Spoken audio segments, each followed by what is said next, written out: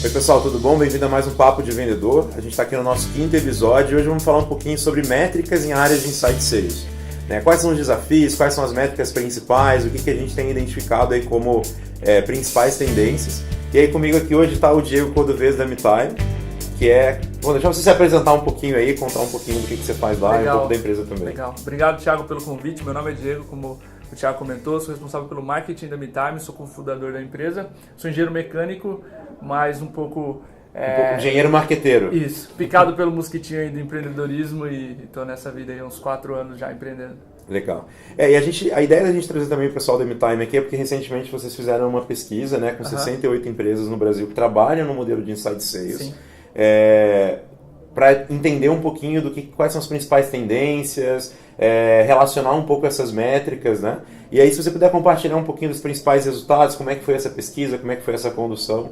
Legal. Essa pesquisa ela foi conduzida durante o mês de junho a agosto, mais ou menos, o processo que a gente levou, entrevistando, conversando com as empresas, e algumas coisas saltaram aos olhos. Por exemplo, o salário médio de um vendedor hoje é em torno de R$ 2.500, era algo que a gente esperava, era uma métrica razoavelmente ok, a gente esperava que fosse mais ou menos nesse âmbito. Outra métrica interessante foi que empresas que têm um ticket médio de até R$1.000 vendem em torno de 30 dias. Um ciclo de vendas típico para empresas que têm um ticket médio um pouco mais baixo.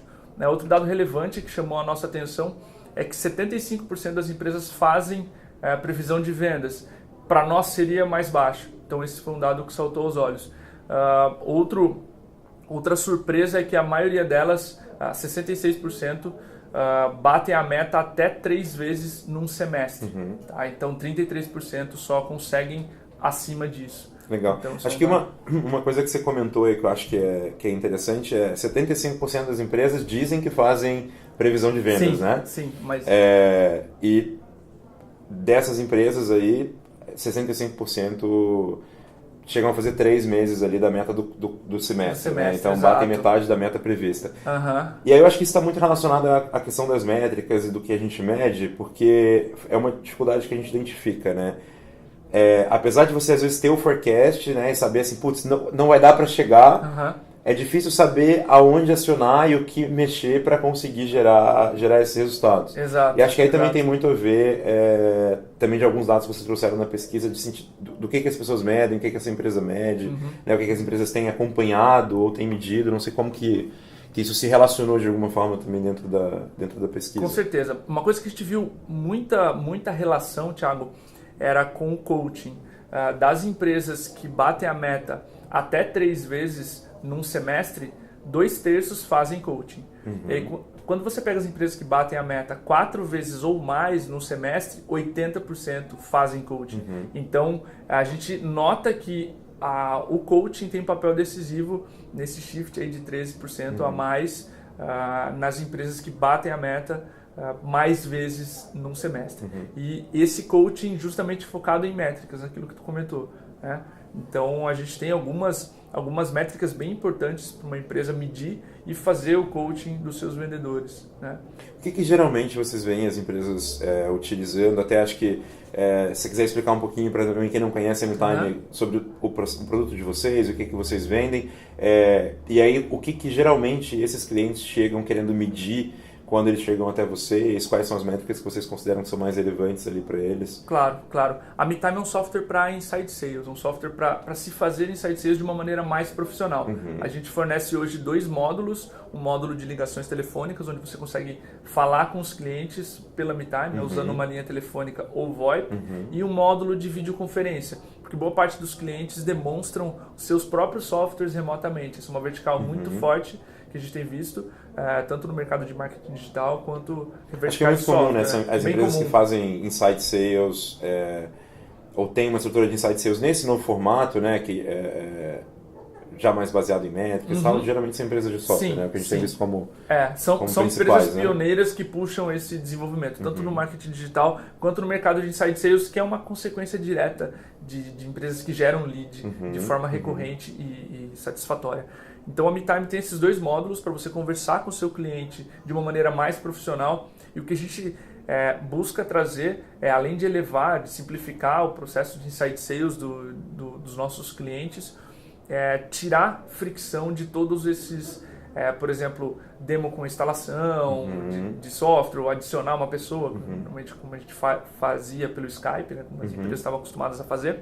Então esse é o foco do software, e levar inteligência em vendas. Então a gente tem uma parte de estatísticas bem forte para trazer inteligência para o gestor, ou para o VP de vendas, para quem está usando a MeTime junto com os vendedores. Legal. Então esse é o foco do software. Esses potenciais clientes que chegam para vocês buscando ferramentas, mais inteligência, mais dados, quais são as principais dores que a galera traz? Assim? O que é... Cara, eu precisava desse software hoje para poder medir isso aqui que para mim é difícil, porque como você falou, quem trabalha com gestão e acompanha o time de vendas sabe que a maior dificuldade nossa é encontrar os acionáveis para poder falar, cara, faz mais demo, porque a gente sabe que o vendedor que faz mais demo gera mais resultado. O que chega geralmente de dúvida para vocês aí? A gente tem muita dúvida dos clientes que chegam para nós quanto ao processo de vendas. Isso normalmente é bem obscuro. Tá? Então, normalmente eles chegam com um processo de vendas totalmente focado nas etapas que o vendedor percorre, não na que o cliente percorre, ou totalmente sem um processo de vendas. Tá? Então aí você nem tem taxa de fechamento, ciclo de vendas, porque esses caras não estão monitorando nem as etapas o processo, dele, né? nem as etapas direito. Então você não pode nem falar em gatilhos de passagem de etapa ou algo desse tipo. Então, e aí vira aquela área de vendas meio maluca que é tipo...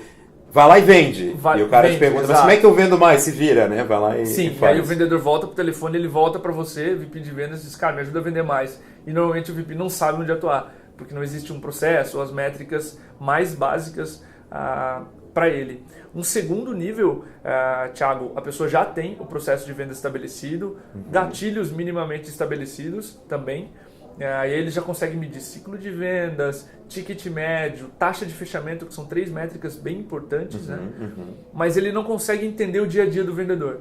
Então ele não sabe quantas ligações um vendedor está fazendo, nem tampouco quantas ele conecta, quantas ele consegue falar com alguém depois de tentar. E um terceiro passo, que é uma métrica muito importante que a gente vê, que é o número de conversas significativas ou interações que você tem com o seu cliente, onde você tem um avanço no processo de venda, não uma continuação. Que é um exemplo, beleza, acho legal Thiago. esclarecer assim, o que seriam essas conversas significativas, né, para quem está assistindo a gente também. Sim, por exemplo, uma conversa onde não seria significativa. Legal, Thiago, vi tua proposta, a gente vai conversando então. Eu demorei, eu apenas deixei você no escuro, você não sabe o que eu vou fazer, nem quando eu vou entrar em contato de novo. Isso é uma continuação.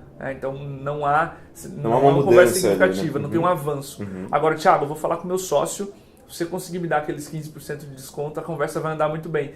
Até sexta eu te dou um parecer. Isso é uma conversa significativa. Certo. Te dei um prazo, uma ação e um prazo para terminar. Certo? Você tem tem uma ação em cima daquilo ali, né? Exato. Como o vendedor pode reportar para você, eu vou esperar a resposta do cliente até sexta, que vai falar com o sócio dele. Né? Posso dar os 15% de desconto para facilitar a negociação? Isso é acionável. Né? Você pode ajudar o vendedor nesse aspecto, facilitando ou não a negociação com esse prospect. Então é importante medir uma das métricas seria esse avanço das etapas, né? Isso. Como que a pessoa...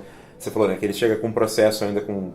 Às vezes nem sem estar desenhado, e a dificuldade é ele não conseguir medir então esse avanço, né? As taxas de evolução de etapa para etapa. Isso. Né? Esse número de conversas significativas, um dado legal que a gente encontrou no benchmark americano, é que vendedores que têm mais de 5 conversas significativas por dia, eles tendem a bater a meta 7% mais vezes. Ou seja, vendedores que movimentam mais o funil de vendas, eles batem mais a meta. Isso é até meio lógico, porque a venda nunca acontece numa etapa só. Né? Ela é feita de várias movimentações. Então, se você consegue saber quantas conversas significativas um vendedor fez para gerar 10 vendas, eu consigo ajudá-lo no próximo mês a gerar mais conversas significativas para bater uma meta de 12 vendas. E assim por diante. E o legal disso é porque você consegue trabalhar, acho que em duas frentes diferentes, né? Tanto na linha de... Se você ainda não tem um processo, talvez uma empresa que está começando, está muito no início, e está validando esse processo de vendas, apesar de eu achar que o processo de vendas é algo meio vivo e ele sempre vai evoluindo, né? A gente está 3 anos aqui, desde que a gente acho que desenhou, 3 anos e meio, desde que a gente desenhou o nosso primeiro processo, ele foi passando por alterações ao longo desse período e acho que é importante que isso aconteça. Sim. Mas acho que para quem está no começo e tem essa dificuldade até de parametrizar e poder dizer assim, um vendedor precisa de tantas atividades nessa etapa para conseguir bater a meta dele, é usar essas métricas individuais por vendedor dentro do coaching, né? Então, independente do que é a nossa média, do que a gente deveria fazer, você, baseado no seu histórico, precisa fazer tantas demonstrações para conseguir vender. Perfeito. Né? Esse coaching, Thiago, focado em métricas do dia a dia, ele é muito mais acionável. Porque se eu te comparar com outro rep que tem uma taxa de fechamento melhor,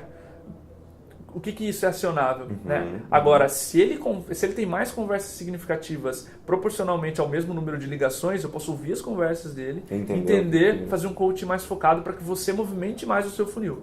Isso é acionável, isso é prático, né? Então, eu consigo ajudar o vendedor que vem me procurar dizendo, Diego, me ajuda a vender mais. Né? Eu não digo para ele, tua taxa de fechamento tem que aumentar. Isso é como dizer, vende mais. Depende, né? Claro. Né? Depende muito do dia a dia, do que ele está acostumado a fazer. E eu acho que isso é um segundo passo que as empresas ainda não estão acostumadas a fazer, que é monitorar não só resultados, ciclo de venda, ticket médio, se a minha venda aumentou, engordou ou não, mas o dia a dia, o processo que o vendedor, as atividades que ele faz. Essas métricas de atividade, para mim, elas são o que o Lean Analytics chama de leading metrics. Elas indicam o futuro, elas não indicam o passado. Se você olhar a taxa de fechamento, é do mês passado. Claro. Ciclo de vendas, mês passado, o quarter passado. O avanço das etapas. Exato. Se você olha essas métricas de atividade, elas vão te dizer o que vai acontecer no mês.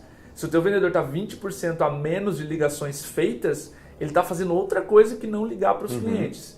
Então, você pode acioná-lo para fazer mais ligações, que isso vai se traduzir em, via de regra, mais vendas no final. Vendas. E o legal disso é porque eu acho que talvez seja uma das principais vantagens do Inside Sales. Né? Sim. Acho que quando a gente conversou no primeiro bate-papo lá sobre modelos de venda, o que cada tipo de venda é indicado para um tipo de empresa, para um tipo de ticket. Mas acho que uma das grandes vantagens do Inside Sales, a gente tem comentado aqui, é exatamente você conseguir ter métricas mais concretas, né? Porque quando você trabalha no modelo Field Sales, o cara depois ele pode até preencher os CRMs, ele bota o que ele quiser, ele pode ter ido tomar café com os amigos e colocar lá que foi na empresa e fez uma determinada reunião, né?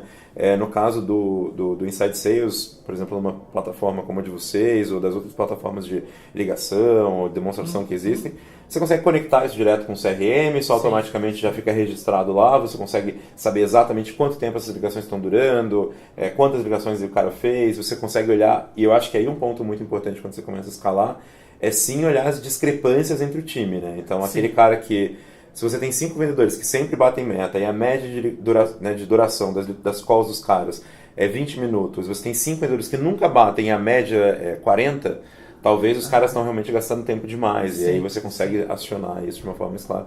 E acho que é uma vantagem grande que a gente tem do Inside. Né? Com certeza. O que a gente comenta muito na MeTime, sempre no blog você vai ver isso, Inside Sales é um jogo de números e é muito processual.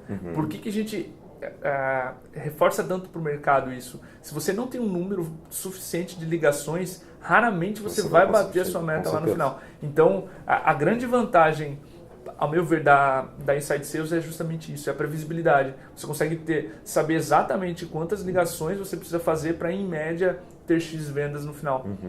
Isso é muito mais acionável do que, e tem menos fricção para o vendedor. E acho que é algo ainda muito novo no Brasil. Né? Você comentou, por exemplo, da questão dos benches americanos, e a gente, quando conversa com as empresas, também na linha de pesquisar e tentar entender como a gente pode otimizar o nosso processo, a gente acaba fazendo bastante esses bate-papos aí, lendo muita coisa também que vem, acho que, dos Estados Unidos, e você vê a diferença que a gente está em tempo, no volume de ferramenta e no controle dessas ações. Claro. Eu preenchi a pesquisa de vocês e na hora de preencher, várias vezes eu ficava, meu Deus, peraí, mas qual que é esse dado mesmo? Onde que ele está? Aí eu começo a abrir aquele monte de planilha, caçar os dados e enquanto você conversa com muitas empresas dos Estados Unidos e já os caras estão tudo integrado, né? Você tem uma plataforma de outbound que integra com a sua plataforma de inbound, depois integra que joga tudo para dentro do seu CRM, que mede a origem, que vai conectar com a plataforma de ligação. O vendedor, ele praticamente não sai do CRM, ele faz tudo ali de dentro. Isso. Então, ainda tem um espaço muito grande para a gente evoluir aqui no Brasil no que está relacionado à parte de métricas. Né? Muito, muito mesmo. A gente notou isso e isso é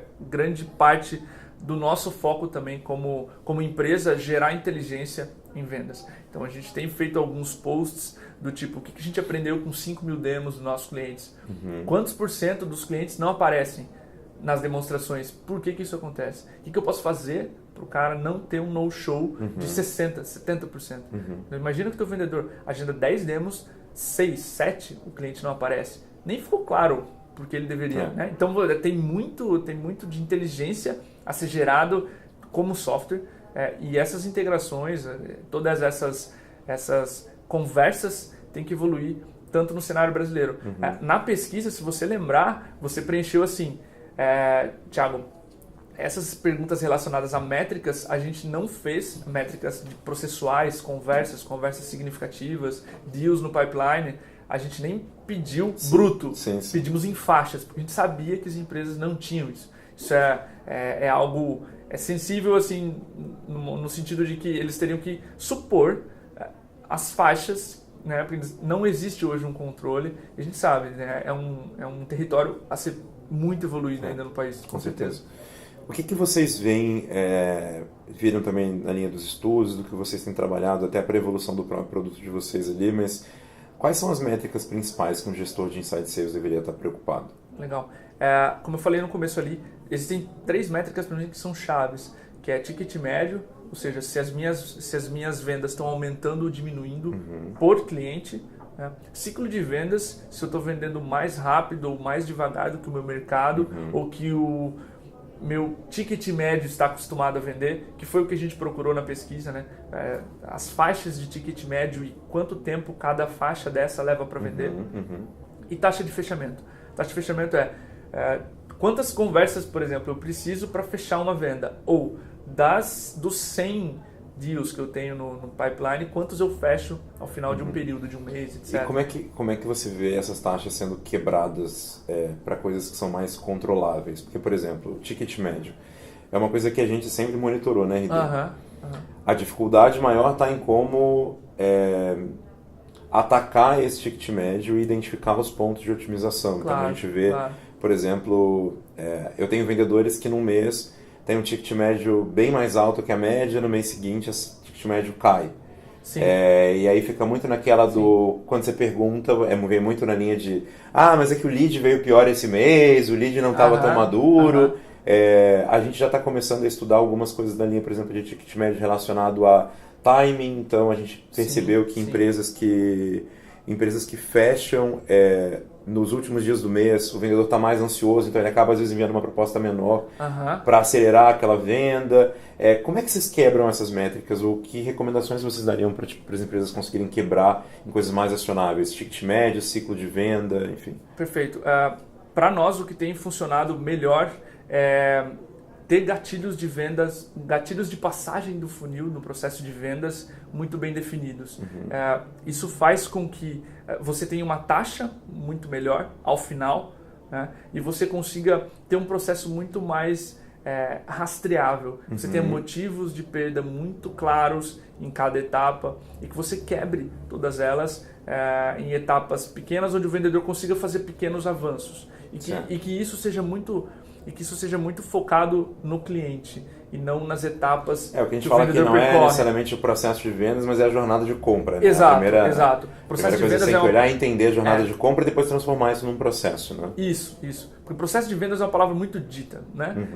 Mas sim, é um processo de compra. O cliente decide a hora que ele abre a carteira. Então, você tendo esses gatilhos, fica muito mais acionável, mais compreensível para o vendedor como melhorar. Então, aí você pode ver onde cada vendedor está performando melhor e fazer esse coaching direcionado.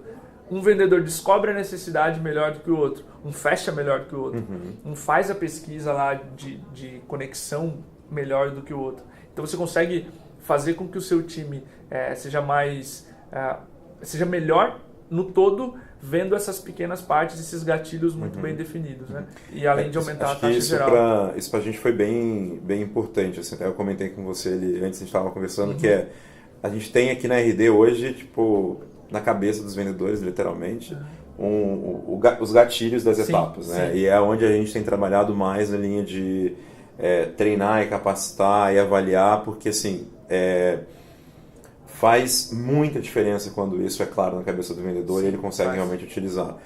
Uma métrica que a gente acompanha semanalmente são os motivos de lote. E acho que várias empresas nem se preocupam com isso, né? O vendedor simplesmente fala, o cara não vai comprar, e vai lá e dá lost, né? Ou dá como perdido aquela negociação no CRM, e não se preocupa com as razões. E a única forma de você atacar, eu acho que olhando e entendendo a fundo por que o time está perdendo mais negócios, né? Então a gente semanalmente consegue acompanhar isso também, e identificar se aqueles motivos foram dados na etapa correta.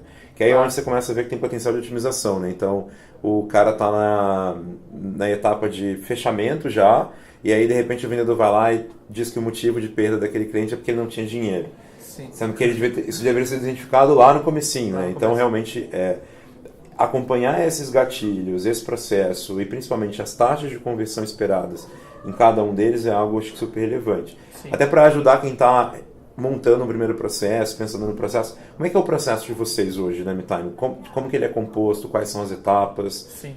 A gente tem um processo de poucas etapas. As 3 primeiras são pesquisa, prospecção e conexão. Na pesquisa ele vai buscar informações, ele vai ver se o marketing, Diego, acertou no lead que foi enviado. Na etapa de prospecção ele vai buscar essas mais informações, vai fazer os primeiros contatos. Na etapa de conexão é sempre a conexão com o tomador de decisão, com quem é interessado no produto, tá? Com as partes chaves.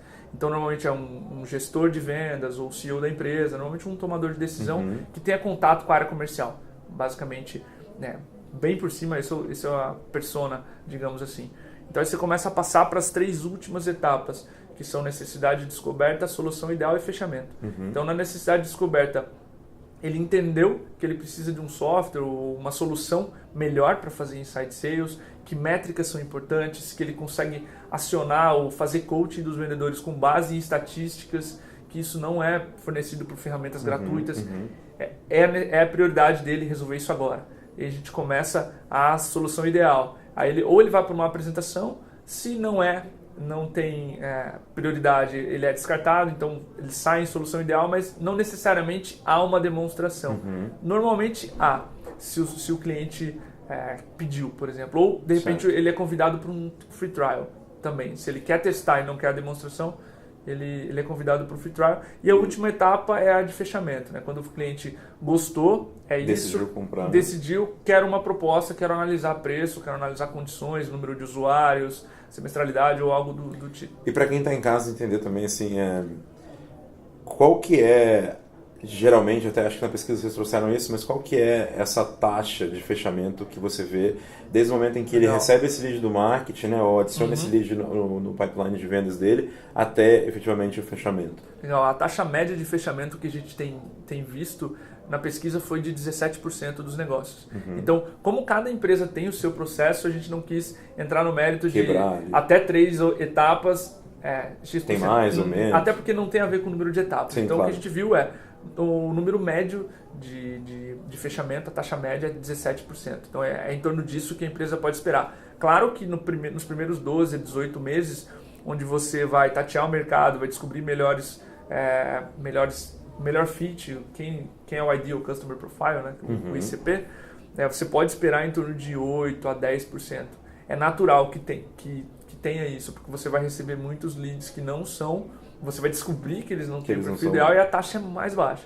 Você começa a amadurecer o seu negócio, aí ele começa a caminhar de 12% até 17%, 20%. E isso se divide, geralmente, se a gente pegar, por exemplo, se a gente for quebrar o processo em 2, acho que qualquer empresa vai ter isso. A gente também tem o nosso processo quebrado em 2 etapas. A gente falou da última conversa sobre SDR, sobre pré-vendas, né? Então, o que vocês chegaram a ver, assim, qual que é a taxa de conversão na primeira etapa ali de uma qualificação e depois efetivamente na etapa de vendas, ou vocês não chegaram a quebrar isso? Na pesquisa a gente não chegou a coletar esses dados nessa profundidade, até porque boa parte não fazia essa divisão de sales development ou de pré-venda. Mas o que a gente tem conversado com clientes, tem visto esse benchmarking nas conversas de vendas mesmo, é em torno de 40% como uma ótima taxa do meio para frente. Tá? Da qualificação ali do nosso, por exemplo. Do momento em que o cliente diz, ok, o cliente realmente tem potencial de comprar, eu posso tirar valor disso aqui. Tá. Aí dessa 40%. etapa para frente, em torno de 40% tem sido um bom número. Eu acho que é um número excelente, assim, porque tudo que a gente tem lido está sempre em torno de 25, 28, 30, e acho que quem está conseguindo fazer 40 realmente está fazendo um ótimo trabalho, provavelmente, de qualificação, né? Legal. Diego, eu queria te agradecer aí pelo tempo para a gente conversar. Eu queria só que você passasse para o pessoal o link, a gente pode colocar também aí no vídeo, mas passasse para o pessoal o link da pesquisa, para quem quiser também acompanhar e entender mais a fundo as métricas de Inside Sales, o que vocês identificaram, o que está no mercado. Legal. O link para baixar a pesquisa é bit.ly, né, /Inside Sales Brasil. Então, um link curto que você consegue baixar a pesquisa e ver todos esses dados com mais profundidade. Também te agradeço o tempo, o convite aqui, adoro falar sobre isso, estou disponível também para voltar e conversar mais vezes. O que eu ia te falar também, você comentou com a gente que antes ali que vocês têm uma planilha também gratuita para quem está começando, para quem está estruturando esse processo de Inside Sales. Às vezes a empresa já tem até um field sales funcionando, ou é uma empresa que está bem no iniciozinho. Acho que a planilha é legal para o cara fazer um primeiro exercício e entender a necessidade dele. Está disponível no site de vocês também? Sim, a gente deixa aqui abaixo do vídeo o material para download. Legal. Mas é uma planilha basicamente de metodologia de vendas, né? A gente simplificou o software da MeTime numa planilha para que as pessoas consigam gratuitamente usar e começar a entender o que é importante medir, o que é importante monitorar numa operação de Inside Sales. Então tem lá as abas explicando certinho para quem quiser começar a fazer um Inside Sales. Vamos colocar o link aqui embaixo para vocês também do vídeo, para vocês poderem acessar e também terem acesso ao conteúdo. Diego, obrigado mais uma vez, pessoal. A gente se vê daqui a 15 dias, nosso próximo Papo de Vendedor. E a ideia é a gente vai falar um pouquinho sobre esse monte de métrica, como a gente organiza tudo isso aqui na Resultados Digitais, dentro da nossa estrutura de Sales Ops. A gente tem uma pessoa hoje focada só em fazer isso. E aí vamos falar um pouquinho como estruturar essa área, qual que é a importância dela, que tipo de ferramentas a gente utiliza, de métricas, como a gente organiza. Então é um próximo passo aí também para quem está querendo dar o próximo salto e ter uma pessoa responsável por isso também na empresa. A gente se vê daqui a 15 dias para falar um pouquinho sobre Sales Ops. Obrigado e espero vocês.